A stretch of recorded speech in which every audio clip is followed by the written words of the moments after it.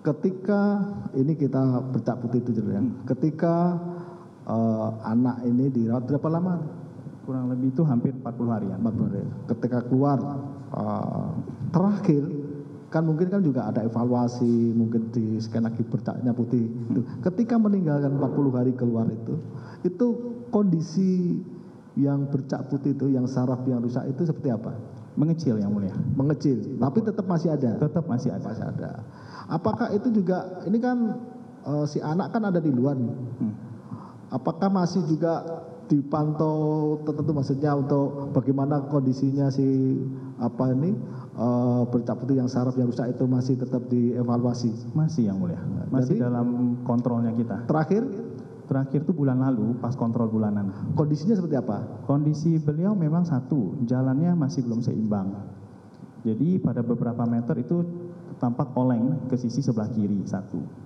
Yang kedua, fungsi kognisinya belum kembali seperti semula. Yang ketiga itu ada sedikit gejala eksplosif yang muncul. Apa itu? Jadi misalnya seperti contoh beliau bicara sama saya gangguin sedikit. Yuk makan yuk, diam kau. Nah kenapa? Karena itu gejala kognisi yang muncul akibat kerusakan yang ada dari jembatan otak tersebut. Jadi gejala koneksi terus dia bagaimana bersosialisasi, bagaimana dia bisa mengerti emosi, bahasa dari seseorang, itu sepertinya belum kembali seperti semula.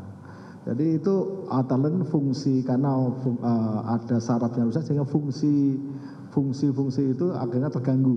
Betul. Terganggu itu ya. Jadi itu diakibatkan dari ada saraf yang rusak itu. Baik.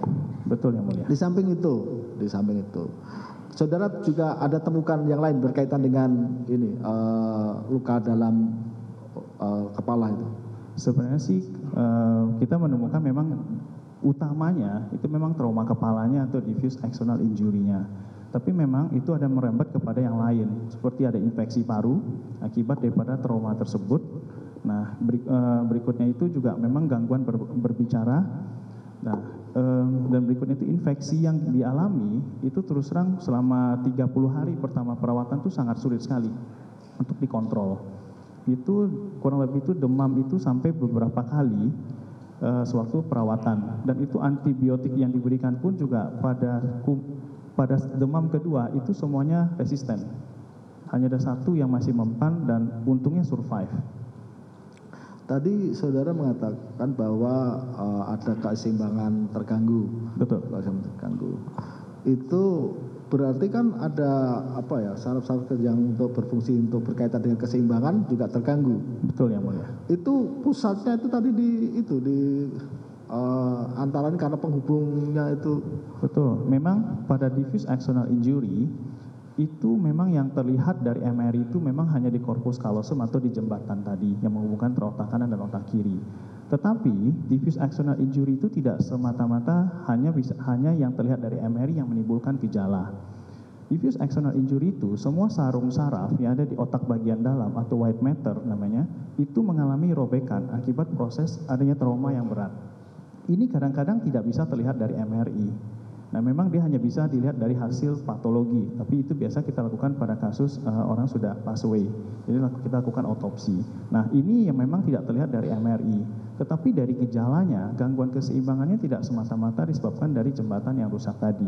Ada area otak lain yang tidak tercitrakan pada MRI yang tidak terlihat. Kemungkinan besar kalau kita lihat daripada area keseimbangan yang terganggu, fungsi berbicaranya terganggu, emosinya terganggu, dan kognisinya terganggu, yang kita sebenarnya fungsi eksekutif, itu pasti ada benturan di otak besarnya. Baik, kan saudara di dalam berita acara itu antara lain mengatakan bahwa dapat mengakibatkan cacat permanen. Di antara tanda petik dapat. Artinya, tapi saudara melihat progresnya terakhir seperti yang pemeriksaan terakhir, progresnya seperti itu. Menurut pendapat saudara, bisa enggak ini progresnya itu bisa pulih? Kalau 100% sepertinya tidak yang mulia. 100% tidak itu maksudnya selamanya? Iya, karena bagaimanapun juga ini ada bekas luka yang masih permanen di area sana. Ini kita bisa ambil contohnya pada kasus seperti orang stroke. Walaupun stroke-nya itu sudah dalam tanda kutip semua faktor risiko yang terkontrol, tapi tetap orang tersebut pasti ada mengalami dalam tanda kutip disabilitas. Kekuatan motorik tangan sebenarnya pasti tidak sama dengan motorik kakinya.